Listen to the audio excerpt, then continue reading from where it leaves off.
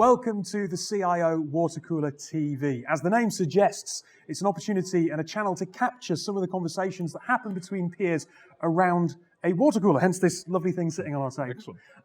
And today we are joined by Ian Penny, the Group CIO from Hiscox. Thank you. Just before we dive into the conversation, if you're wondering who I am, my name's David Savage. I am the editor and founder of a podcast called Tech Talks and the new host of CIO WaterCooler TV. So Ian, thanks for giving up some time today. You're welcome. How are you, first of all? I'm good, actually, really good. So we've just I've just done a talk here at the CIO Live, which went well. We talked about talent and what CIOs could do to help unlock talent within their organisations. Yeah, looking forward to it. Talent is something that people are obviously preoccupied with at the moment. Makes sense if you look at some of the statistics around things like data science. I think the appetite for data scientists in the UK has gone up by 8,000% in the last 4 or 5 years, which is somewhat alarming. I know one of the questions that you were kind of pondering is why do we care so much about talent? If AI is coming along, isn't AI going to be able to solve our talent issues? Yeah, so I've worked across a number of different science. So I've done life sciences. I worked for the government as a research scientist for a while. I've done investment banking and all these sort of things. And the thread that actually hangs this whole lot together is actually unlocking people. Because people implement technology, people use technology. There's very little that's actually done that's entirely technology based. So as much as we talk about AI and such, a lot of that is AI assistance to something that either you or I want to do, or it's AI assistance to one of the colleagues working in, for example, at Hiscox, where their job might be improved by the use of AI technologies to help point them in the right direction. Rarely at present is it completely replace things, and therefore getting your talent pipeline right is absolutely key. One thing that I have seen muted is that, hey, it's okay, guys, automation's going to come along. Yes, it's going to displace jobs, but don't worry, new jobs are going to come up in their place and replace those opportunities that have been lost to people. But if we've got a talent shortage right now, that feels a little bit short-sighted, because surely that talent problem is only going to be exacerbated by that. Well, certainly. I mean, you can look at, so throughout sort of the industrial revolutions, there's always been new jobs that are being created, and absolutely certain that there will be new jobs as a result of all of the AI technology and such we're exploiting now. But you can think of that in two ways. Firstly, is it disruptive? Yes. But secondarily, we have a talent problem right now. We don't have enough individuals with the right skills, with the right capabilities in the workplace and such to deal with everything that we're trying to aspire to right now. Attracting and retaining the right individuals, bringing in those entry-level positions as well, getting people into the workforce, such is absolutely key to the health of any organisation. And we've taken that in a very structured manner. We've introduced some rotations program. We've introduced early level careers development by linking up with universities. So we're taking the talent pipeline incredibly seriously. So you've mentioned a couple of things there. Let's start with universities. We'll come back to the rotations program, but you've built some bridging courses with universities with a specific aim of finding undergraduates and attracting them to Hiscox. How have you gone about that? Yeah, so I chair the University of Kent's industrial panel with a computing lab. So what that does is bring together the university, the faculty, some of the students, and some industrial partners to look at how do we build more on the industrial placements programs. If you undergraduates these days, there's an enormous amount of, I'm not going to get into student debt or anything, but it's a huge investment for them to go into that, and so therefore employability at the end of their course is important to them. And what we've done is we've used some of the placement programs and such that things like the University of Kent, the University of York, we have a big building up in York, so we're partnering with them as well to bring people into the organisation. So how this differs from a normal graduate program is, rather than take them once they've completed their degree, they do 2 years at university, they come and join us for a year, and then they go back and they do their final year. And firstly, that's a year-long experience with us. We get incredibly talented, enthusiastic young people who have a very different perspective on what technology should do and how it should do it.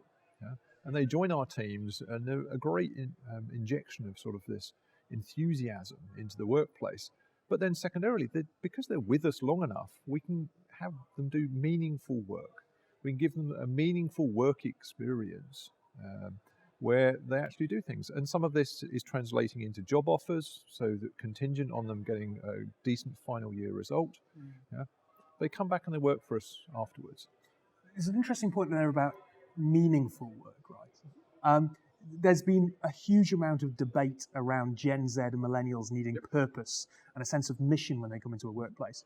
I mean, no offense to Hiscox, but you're a huge organization. So defining that sense of purpose on a smaller scale for someone coming in at the bottom of the organization, that must be something that you have to work really hard at to articulate. Absolutely, we do. And so bringing these people in, so firstly, we're very clear about what the purpose of technology is. So we're very driven by our 4 strategic pillars, which is about a team, so specifically about not just the IT team, but generally blurring the lines between the technology organization and the business. We're very clear about operational excellence and the fact that we need to drive operational excellence to help the business expand and grow. But then innovation and how we deal with investments pieces as well. But a lot of it comes back to this team principle, which is we're a team of individuals. But we encourage people to move around the organization. And unlike maybe a program where people join us for a very short period over the summer, we have a lot of highly valuable information. We have a lot of systems that transact business through. Just giving someone who's only with us for 6 to 8 weeks over the summer the keys to that kingdom, we couldn't do that. We live in a regulated industry. So the fact that they join us for a year means that we can actually afford for the first month or 2 to just teach them things. They get used to the workplace and the workforce and how we deal with things and how we think about things. But thereafter, they're adding and contributing the same as any other employee, any other colleague at Hiscox. So we don't treat them differently. I would hazard a guess, at the risk of looking stupid, that some of the principles that you just talked about there are what the rotations program that you mentioned are all about. Is that right? Absolutely. So if you think about technology right now, so technology and technology career paths are being disrupted all over the place. I mean, a good example would be, for example, database administrators. So there used to be a career path where you join an organization as a junior database administrator, then you'd earn your stripes and you'd be full blown, then you may be a senior one, then you might run the database team. What meaning does that career have when I can pay a subscription basis and at the end of this connection, there's a SQL database in Azure, for example, or in AWS. So that's disrupting what is a traditional career path. And rotations program is a way of dealing with that disruption. It's a way of we've got it as T-shaping our individuals. What it means is we need them to have some depth and expertise, but we also need them to get multiple skills. Could be business analysis, could be architectural skills, or maybe even program management skills. We also need them to get exposure to the different parts of our business. It could be our reinsurance business, could be our London market, our Lloyd's traditional business, but also our retail business, which is growing dramatically. So allowing them to move around the organization and pick those different skills up, get that different exposure to the business lines, means that ultimately they're going to be much more successful as individuals. And the difference between a rotations program and just allowing people to apply for jobs internally is the rotation program gives them a ticket, a return ticket. If they're a great employee and they're doing a lot of great work and they make a courageous move to go and do something different, we shouldn't penalize that, we should encourage that.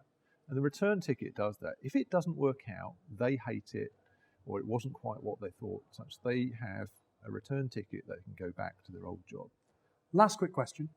We're talking about universities, and even the most optimistic stats that I've seen suggest that 25% of engineers at university are female.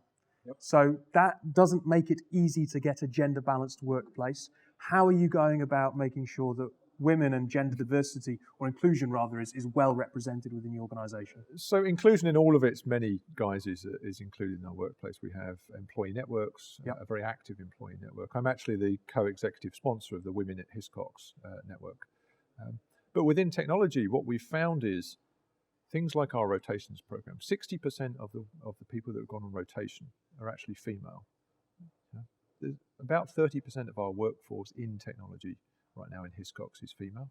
Yeah, so what we're seeing is an over-representation of women in that. And the return ticket and such, de-risking those moves, we believe is the principal reason for that. So we're encouraging our female technologists to get out there. We're also encouraging them to contribute to the women in technology in the broader sense of the word.